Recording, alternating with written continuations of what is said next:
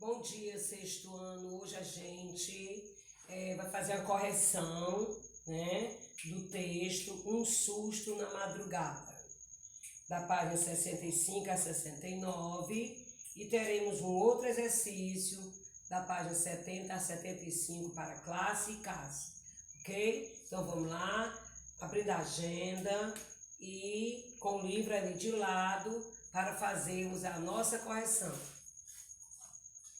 Agenda.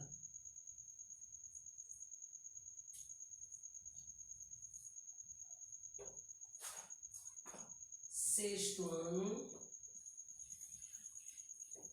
Texto.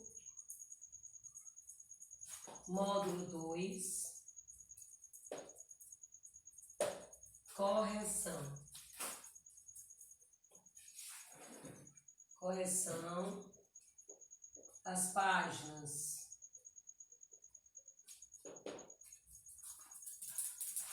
65 a 69. O texto é Um Susto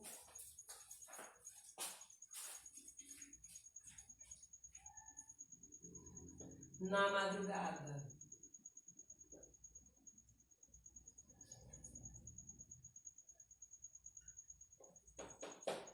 E o exercício para a classe casa, exercício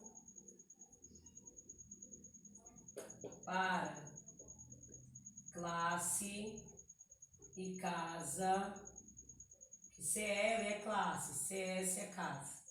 Página, ou páginas, né? 70 a 75. Pronto. Então vocês, creio que vocês tenham copiado a agenda, né? Tá bem legível. Então procure observar. É um susto na madrugada, que é o que eu vou corrigir hoje, e vocês vão dar continuidade ao exercício, ok? Então vamos lá à nossa primeira questão.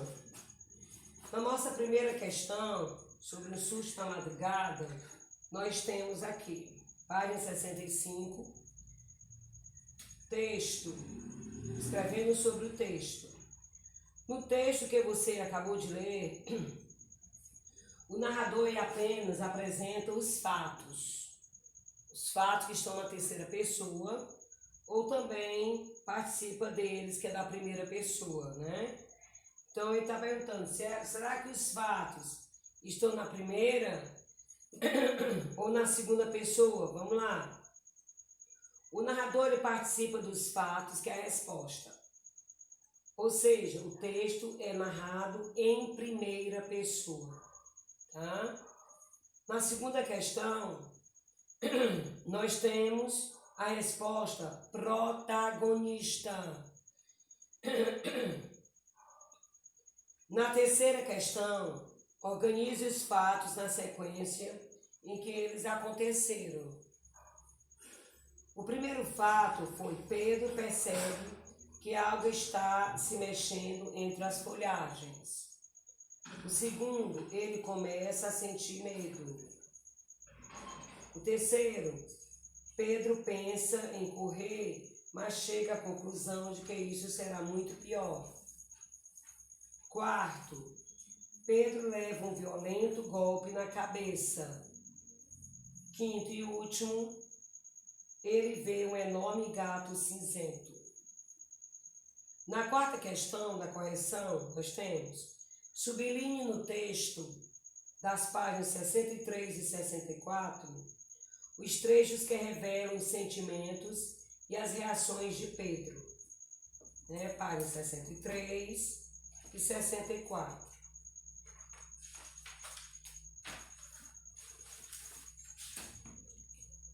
Então nós temos aqui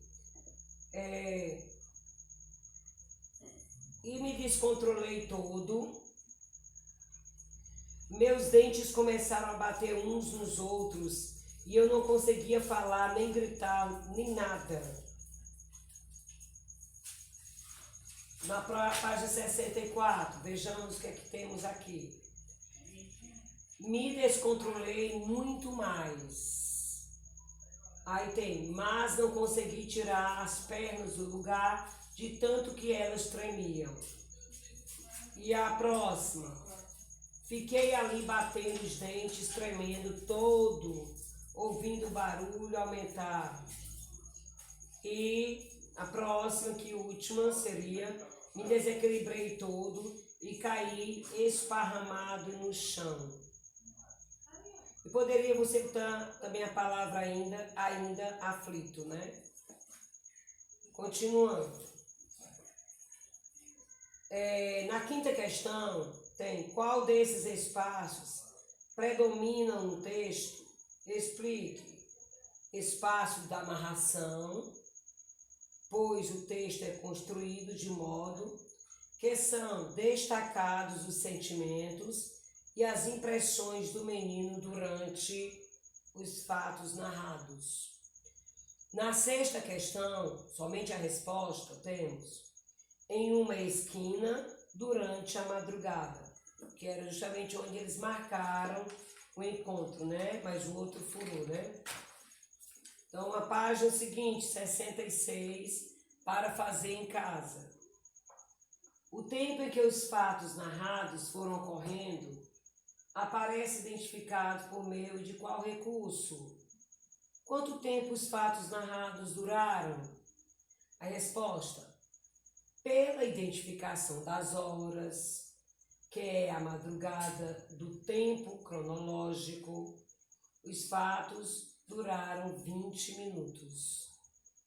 Segunda questão, a resposta seria da página 66, seria o segundo quadrinho, onde diz um aumento da tensão, da expectativa e da ansiedade do leitor em desvendar o mistério.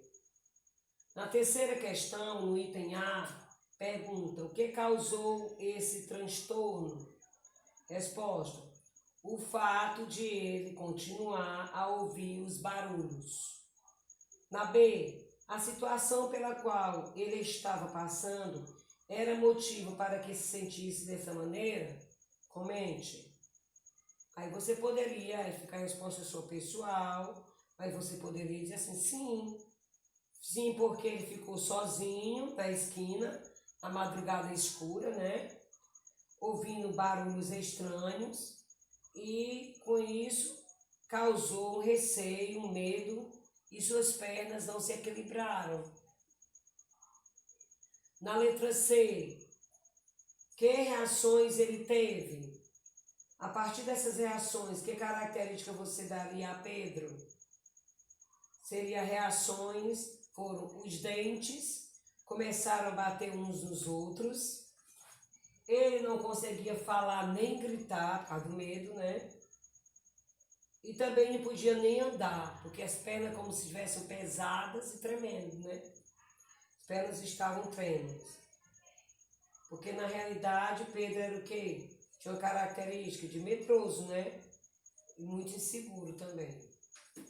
Na letra D da página 66, diz: o garoto disse que não precisava pensar muito para adivinhar. O que estava fazendo barulho? Ele realmente adivinhou? Lógico que não, né? Então, pois achou que se tratava de um ladrão, né? E na verdade não era um ladrão, era só um gato. Na quarta questão, na penúltima parte do texto, Pedro explica que um gato havia derrubado e fez uma descrição física do animal. Que palavras ele utilizou para fazer essa descrição? Ele disse que o gato era cinzento e enorme, quer dizer, grande. Enorme gato e cinzento. Na página 87, conversando sobre o texto, nos últimos parágrafos, o garoto ele faz comentários em relação ao tamanho do animal. No item A, que comentário ele disse? Bem, que o garoto, né, o garoto disse que o gato era um gato qualquer e que devia ser 4 ou 5 vezes maior do que um gato comum. Na letra B, por que você acha que ele enfatiza essa informação? Bem, nesse caso aqui, o menino, ele não podia admitir que ficou com tanto medo, né? Então, nesse caso, ele simplesmente falou que o gato tinha um tamanho incomum e tentou, através de dizer que o gato era enorme, cinzento, não era um gato normal, não era um gato comum, tentou justificar por que ele estava com medo, por que ele teve tanto medo. Foi uma justificativa, né? Porque as pessoas iriam dizer, você é muito medroso. Mas aí, para isso, ele disse, não, o gato era um gato incomum. Era um gato enorme, cinzento. A noite estava escura, né? O local era muito sombrio. Que outro título você daria a esse texto? Por quê?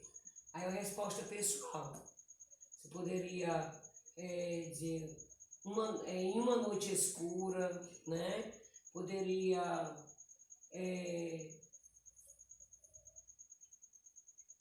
o acordo que não foi, acordo combinado não foi realizado, né? Ou então outros temas que você pode dar, né? Na terceira, essa história ocorreu em uma madrugada. Você acha que se ela tivesse ocorrido durante o dia, o efeito dos acontecimentos sobre o personagem teria sido o mesmo? Por quê? Bem, com certeza não, né? Ou provavelmente não.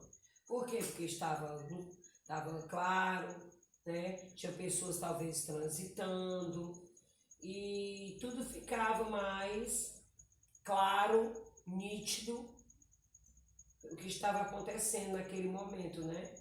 Tudo ficaria mais nítido. E possivelmente até o amigo ou colega tivesse ido ao seu encontro. Na quarta, em sua opinião, por que normalmente à noite instiga o medo das pessoas? Bem, porque geralmente as pessoas elas se encontram mais em seus temores à noite, né? Pois fica tudo mais silencioso, propício às ansiedades, às tensões, propício a tudo, né? Então, à noite, ela se torna sombria as pessoas têm mais medo por causa disso, né? Que fica mais temerosa.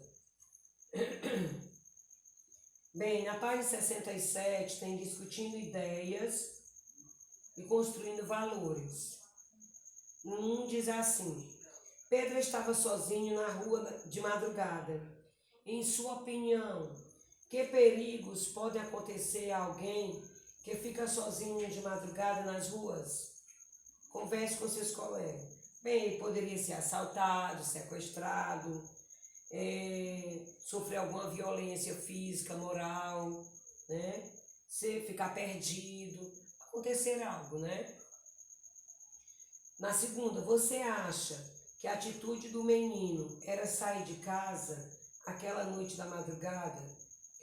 Essa atitude, será que foi adequada, foi correta? Em sua opinião, os pais dele sabiam disso? Comente. Bem, eu acho que a atitude dele não foi correta, não foi coerente, né? Por quê? Porque o horário não estava adequado. Um garoto ficar sozinho numa rua, à noite, na madrugada, no escuro. E com certeza os pais dele não sabiam, porque eles não teriam deixado sair. Explorando a linguagem. Muitas vezes usamos palavras que representam graficamente sons ou ruídos, que são justamente onomatopeias. É o murmúrio, é o latido, é o miado, é o arrastar de uma cadeira, é o bater de uma porta, qualquer barulho é onomatopeia, né?